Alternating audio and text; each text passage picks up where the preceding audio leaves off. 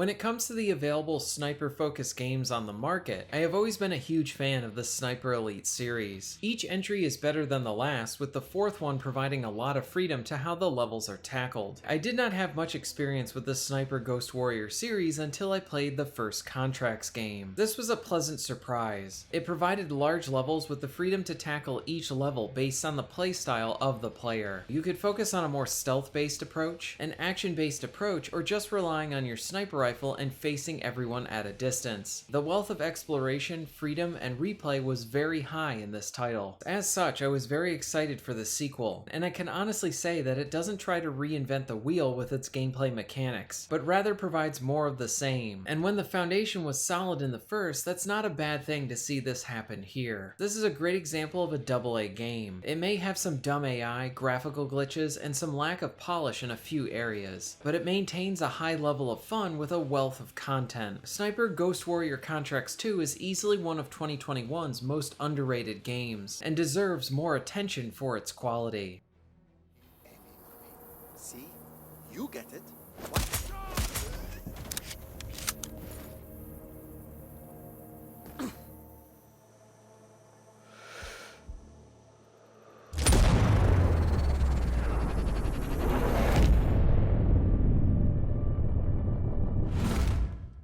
The main focus of the gameplay is on the shooting. You have a nice variety of weapons to use, from different handguns, rifles, shotguns, and many sniper rifles. The shooting here is very satisfying with good gun sounds along with some of the best headshots in a video game. There is a high level of dismemberment here, with pistols even removing arms along with heads popping like melons. The very best of the shooting and the presentation of it comes from the slow-mo sniper shots. Sniper kills in this game are extremely satisfying and never get old. This provides the power fantasy of being a highly trained sniper with the over-the-top results. In many cases, while using a sniper rifle, the game will go into slow-mo and shift to a third-person perspective to observe the bullet at different angles before it reaches its target. The violence is glorified to a degree that you would only find in a video game, and I love it.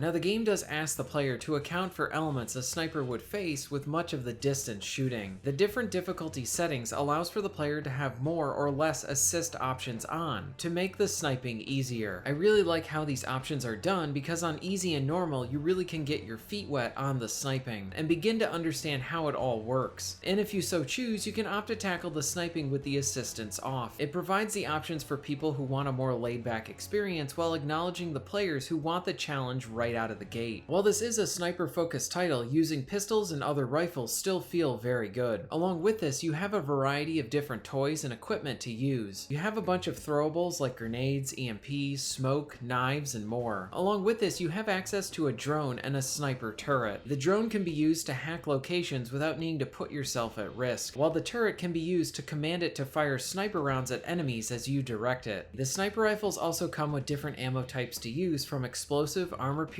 and a few more. There's a lot of options here that allow for a lot of player expression within the levels. You can opt to focus on having a silent sniper rifle with 2 loud weapons for situations when you get caught, or you can focus on only silent options or a mixture of the two. There isn't really a wrong way to play this game. It comes jam-packed with options for the player, and it's up to you to find a playstyle that you want to stick with, or continually experiment with different options.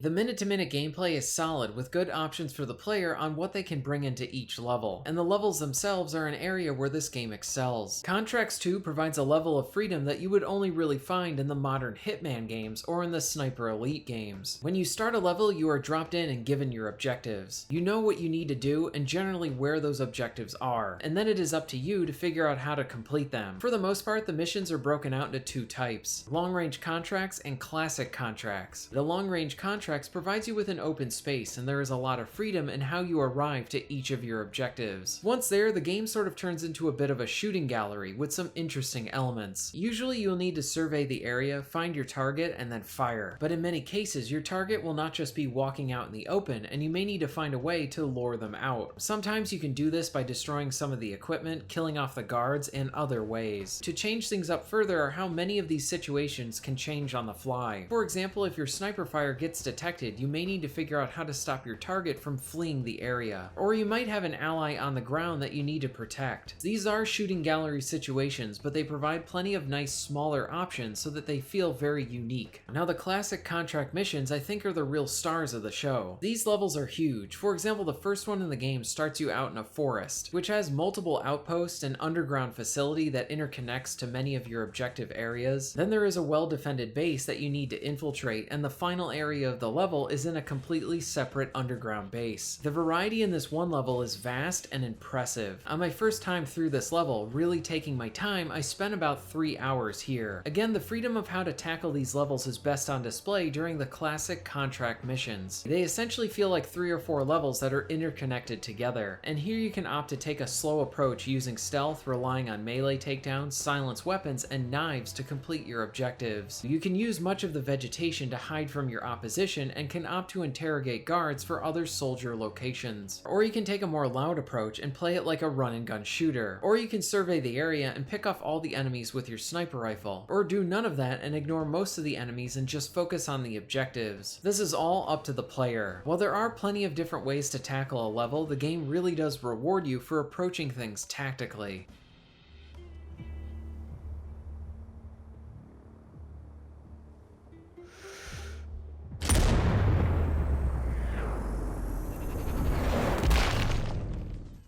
What helps to aid the solid gameplay in open levels are the progression and replay value provided here. When it comes to the progression, you will earn money and tokens that you can use for upgrades. The money can be used to buy new weapons along with a few attachments. The tokens are used to provide you with perks that provide you with more ammo capacity, others helping with stealth, and some increasing your stamina. You will earn much of the money and tokens from just completing the main objectives, but there are these level-specific challenges that you can focus on as well. This incentivizes you to get a little creative while completing the main objectives. For example, some will want you to take out your target with an explosive or take them out as they are escaping. But by completing these objectives, you will earn more money and tokens. The challenge system rewards the player for replaying the levels, and you're going to want to replay the levels anyway because of how they are designed. The game's levels act like these individual sandboxes that you can really lose yourself in. This is not a game that you play for the story either. What is here is mostly there to set up the main conflict along with the level you are entering. The cutscenes are really well produced and get the job done, but do not expect rich character development or anything like that. Contracts 2 is mainly focused on the gameplay. It's time to get familiar with your weapons and gear. The tactical visor we supplied provides a live feed from your scope. It's equipped with an advanced combat display. You'll be able to scan terrain as well as tag and track hostiles. We've also given you some extra tools. We'd prefer it if you didn't break them. I'll run through their features on our live fire range.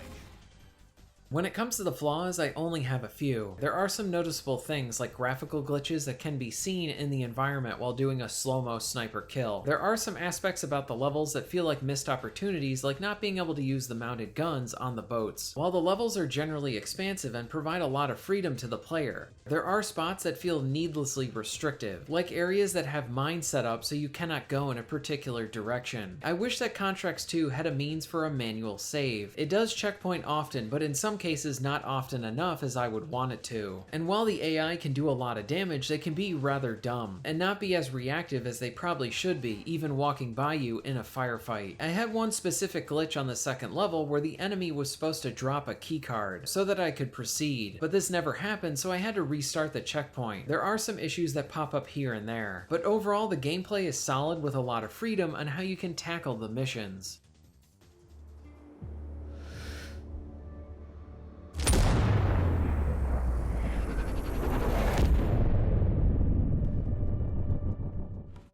Sniper Ghost Warrior Contracts 2 is easily one of 2021's most underrated games. It provides a large amount of content at a AA price. The shooting is solid and the sniping is excellent. I never got tired of seeing the slow-mo camera take effect while I was sniping. The levels provide a great amount of freedom in how you can approach them, and along with it, allowing for a lot of replay value. The progression is good as you unlock many rewards to get new items and skills. I strongly recommend Contracts 2. If you are interested in being notified of new videos, please hit the subscribe button and bell. And if you would like to support the channel and get early access to content, please check out my Patreon. All of the links will be at the end of the video and within the description. And thank you very much for watching.